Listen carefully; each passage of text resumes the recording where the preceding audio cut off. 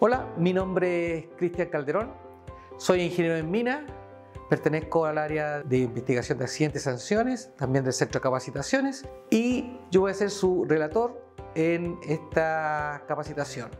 Aspectos de seguridad y su relación con las operaciones mineras. Bueno, las operaciones mineras unitarias y con respecto a sus aspectos legales es lo que vamos a proceder a explicar. Para que ustedes se hagan una idea, ustedes han escuchado hablar sobre faenas mineras, ¿no es cierto? Bueno, la faena minera es un todo y eso está escrito en el reglamento de seguridad minera, está definido. Y también han escuchado hablar sobre instalaciones mineras. Las instalaciones mineras son partes de una faena minera. Me explico. Nosotros tenemos, como se ve en la lámina, procesos mineros, plantas de beneficios, refinería, fundiciones, depósitos de relaves, servicios generales, un botadero de estériles, una mina a rajo abierto o una mina subterránea. Todo lo que nombré son instalaciones mineras. La suma de instalaciones hacen la faena. Entonces, vamos a ver cuáles son los aspectos de seguridad respecto a esto. Bueno, la industria minera en los últimos años ha evolucionado bastante. Hay temas de seguridad que se han ido profundizando y se ha ido automatizando incluso. Pero hay algo muy importante, que estos sistemas están bajo un tema que se llama sistemas de gestión. ¿Y qué son los sistemas de gestión? Los sistemas de gestión es algo tan simple como escribir lo que se va a hacer, por ejemplo, un procedimiento, un instructivo, una ST, una RT, un análisis de seguro de trabajo, un análisis de riesgo de trabajo. Pero el segundo punto es muy importante un sistema de gestión, que es hacer lo que está escrito. No me sirve absolutamente de nada tener todo escrito si no hago lo que está escrito. Pero yo le dije que había tres. El tercero es dejar registro. Es muy importante dejar registro de lo que se está realizando. Por ejemplo, una difusión de un procedimiento es una actividad y de eso hay que dejar registro. ¿A quién se le entregó? ¿Quién lo hizo? ¿En cuánto tiempo lo hizo? Entonces, eso es parte de un sistema de gestión. Es un ejemplo. ¿Ok? Y lo más importante, el cumplimiento de la legislación. Es lo más importante. Los requerimientos legales es lo más importante, porque es un estándar. Y aquí hablamos sobre la pirámide jerárquica legal. La pirámide parte con lo más importante, con el cuerpo legal más importante que tenemos acá en Chile, que es la Carta Fundamental, que es la Constitución de la República de Chile, ¿no es cierto? Y ahí, en el artículo 9, inciso 19, habla claro y preciso que nosotros tenemos derechos, ¿no es cierto? Y tenemos el derecho a la seguridad. O sea, ya parte diciendo la Carta Fundamental que nosotros, como personas que habitamos este país, tenemos el derecho a la seguridad. Y no solamente la seguridad de las calles, sino que la seguridad también en los lugares de trabajo. Luego, en importancia, bajo la Carta Fundamental, bajo la Constitución, vienen todo lo que se llaman los códigos.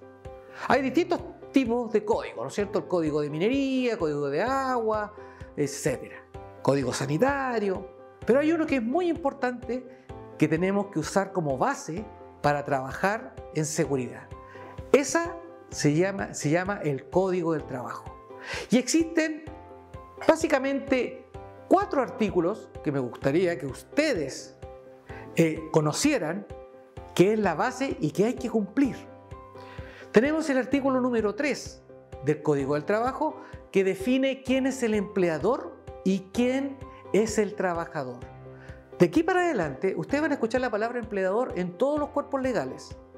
Y empleador se define como cualquier persona natural o jurídica que utilice tanto intelectual o físicamente a una persona para realizar un trabajo. O sea, es una persona, no es una empresa. El empleador es una persona, es un representante. Y no siempre el representante legal, la persona que tiene mayor cargo, sino que también la línea de mando, la línea de supervisión es representante de la empresa. Entonces, por eso hay que tenerlo en claro que el empleador tiene un rol fundamental frente a la prevención de riesgo. Artículo 4 del Código del Trabajo habla con respecto y ahí identifica claramente quiénes son los responsables frente a cualquier cosa. Si hay un accidente, el responsable va a ser el empleador. Y como temas de seguridad, nosotros tenemos dos artículos que son súper importantes que tienen que tener claro. El artículo 184 del Código del Trabajo, que dice, es obligación del empleador tomar todas las medidas necesarias para la integridad y salud de sus trabajadores. Fíjense lo que dice, es obligación del empleador, o sea, no es voluntario. Y lo más importante, que tiene que tomar todas las medidas necesarias. Si hay un accidente, quiere decir que no se tomaron todas las medidas, aunque se hayan hecho capacitaciones, se hayan entrenado, si ocurre igual el evento, el empleador es el responsable. Y en el año 2017 se agregó a ese artículo el 184 bis, que es un artículo bastante bueno para poder hacer prevención de riesgo. Ese artículo indica que la línea de mando, la supervisión, tiene que ver, el empleador tiene que verificar los lugares, las condiciones en las cuales van a estar trabajando sus trabajadores y trabajadoras. Pero algo muy importante dice ahí, dice que cualquier trabajador, aunque el supervisor no haya verificado, cualquier trabajador o trabajadora que se enfrente a un lugar de trabajo en los cuales detecte que hayan peligros y que puedan haber riesgos a su integridad o salud, puede detener el trabajo y puede llamar al supervisor para indicarle que existe un peligro y un riesgo y tiene que tomar las medidas. Y no pueden haber medidas en las cuales el empleador pueda tomar represalias con respecto a eso, porque en realidad está cuidando la integridad de la persona. Tiene que ser con medios justificables.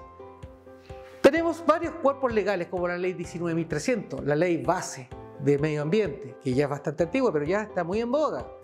Tenemos la ley 20.123, que es la ley que trajo el tema de la subcontratación. Antiguamente, antes de esta ley, cuando ocurría un accidente, en la empresa contratista, si le ocurría un accidente a una empresa contratista, esa empresa era responsable y las penas del infierno para esa empresa contratista. Pero luego de la ley 20.123, que es del año 2006 aproximadamente, esto cambia, sino que la empresa mandante es solidaria y subsidiaria frente a cualquier evento.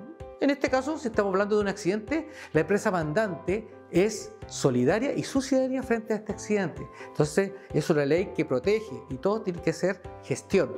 ¿Se fija que hay que hacer gestión en seguridad? La ley 20.551, que es la ley de cierre de faenas e instalaciones mineras, que las vamos a ver más adelante con más detalle.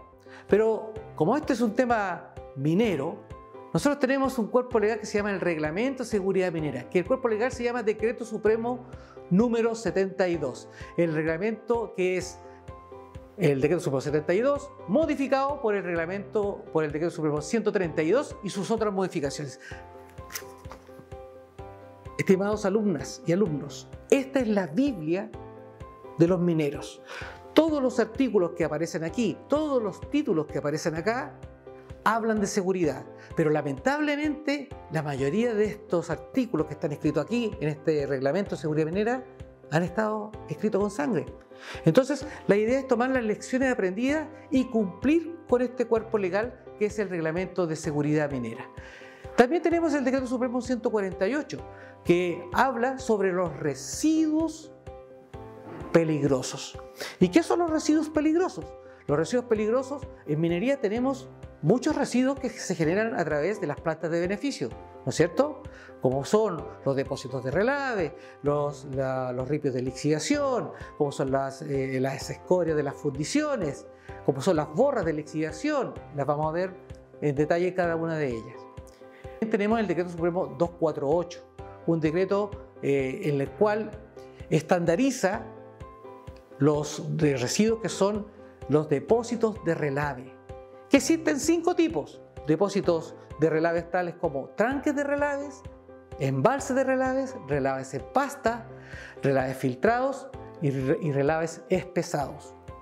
Y también tenemos el Decreto Supremo 594, que también es un cuerpo legal que es transversal a todo rubro, que es de las condiciones básicas en los lugares de trabajo. Nos preguntamos ahora, ¿cómo nos hacemos cargo y evitamos la ocurrencia de accidentes laborales y enfermedades profesionales? Por ejemplo, aquí vemos un camión de extracción que pasó por encima de una camioneta. Entonces, ¿cómo podemos evitar eso? Todos los accidentes son evitables, todos. Aquí recuerden que los peligros están escondidos y esos son los que tenemos que estar viendo. Aquí hay un análisis, tiene que haber una investigación, pero vamos a cómo podemos hacer prevención. La palabra prevención se subdivide en 3 pre. Prever, predecir y preactuar. Eso es prevención de riesgo. Prever es como, no sé, es como estar observando continuamente los lugares de trabajo y estar identificando los peligros, determinando el riesgo, porque hay que evaluar el riesgo y para tomar las medidas de control. Predecir, ¿qué significa?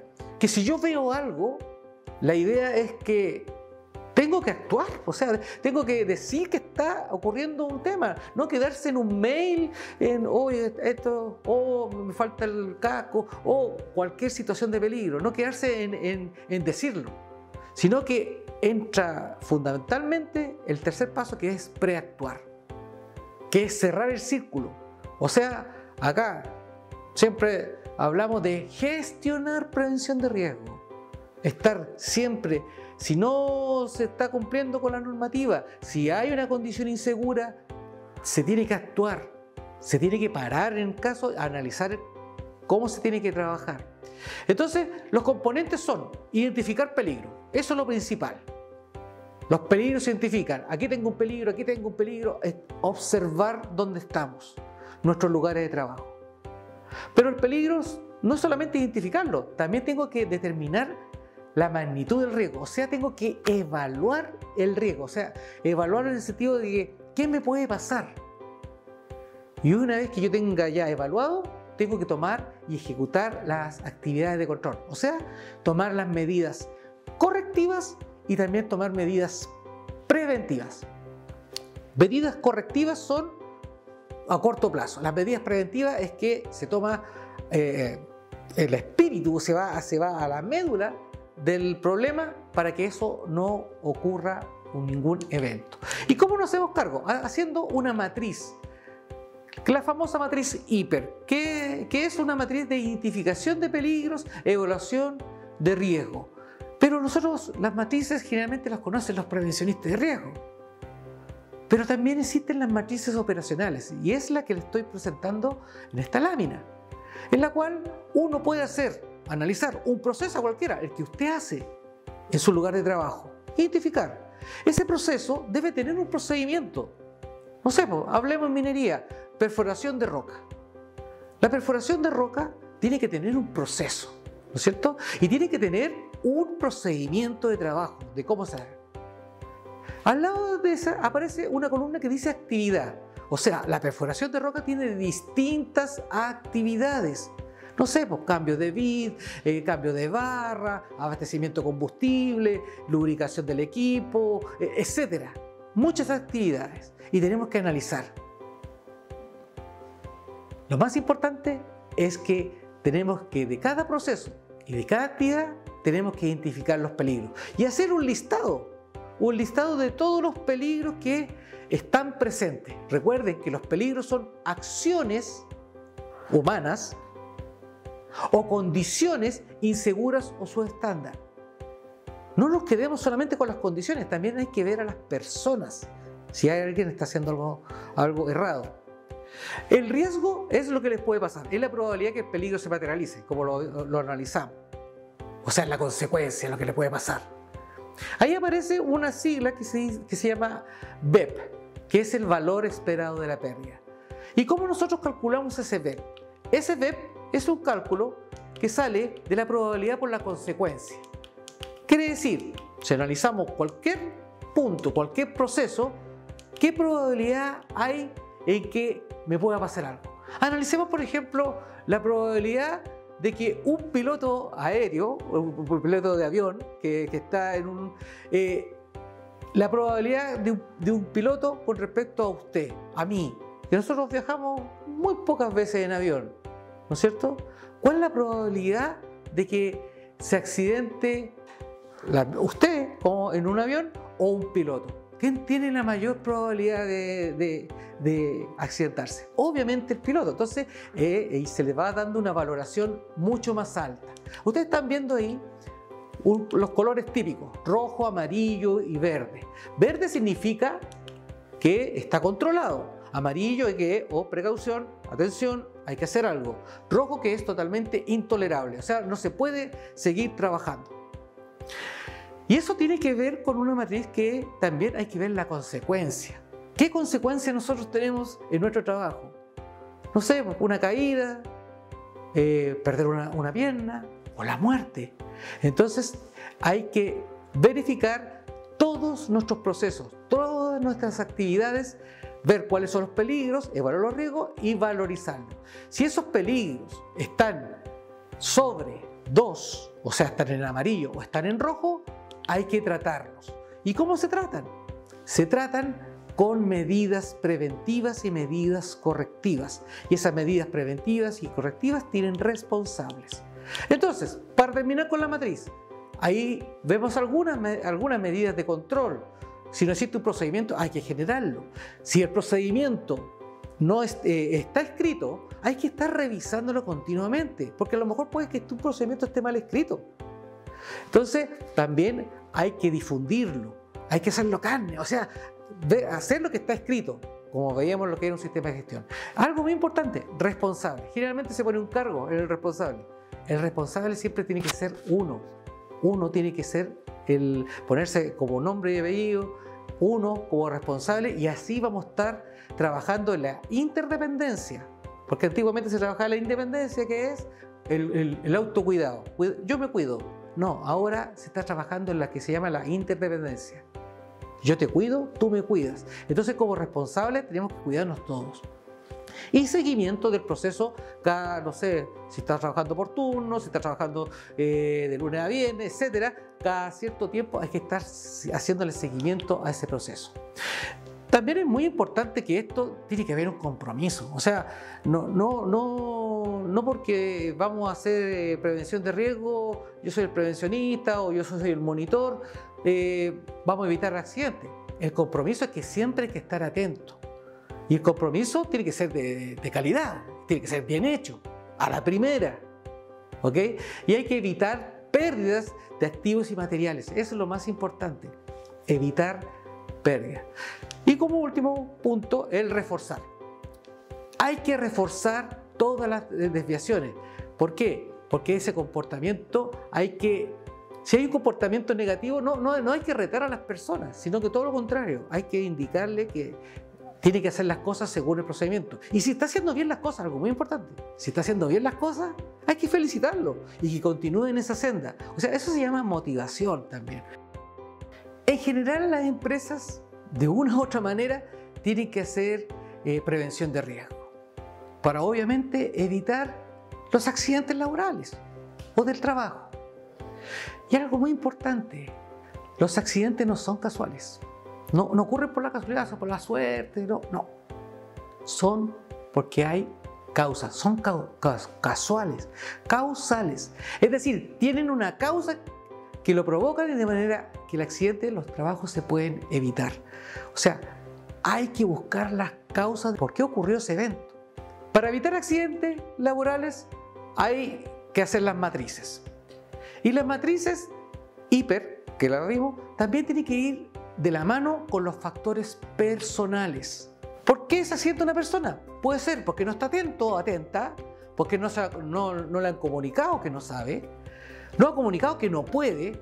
O sea, los factores personales son 3. No sabe, no quiere o no puede.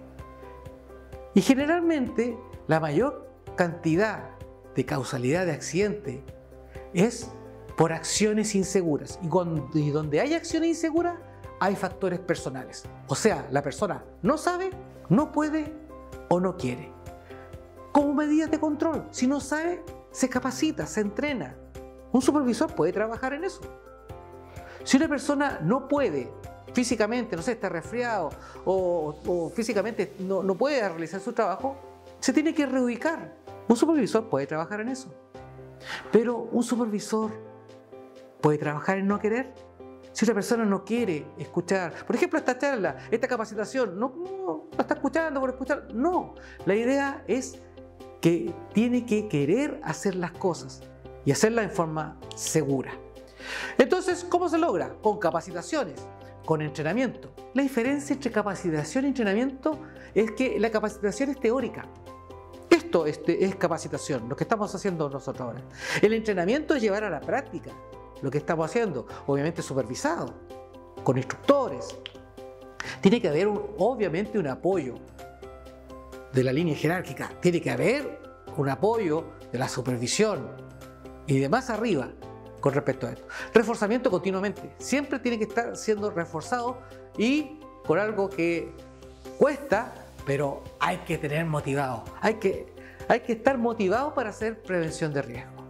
Hemos visto que las acciones los pueden llevar a cometer algún error y esos son factores personales. Ahí ustedes ven una fotografía en la cual ¿usted se metería ahí? ¿Trabajaría en ese sector? O sea, hay una persona que está trabajando ahí y se metió o porque no sabe, o porque no quiere, o porque no puede. Pero también están los factores del trabajo. Y los factores del trabajo están ligados con las condiciones inseguras o subestándar. Y esas condiciones inseguras o subestándar tienen que ver con respecto a los factores del trabajo. Y los factores del trabajo son procedimientos mal ejecutados, mala supervisión, falla en los sistemas de gestión, como por ejemplo.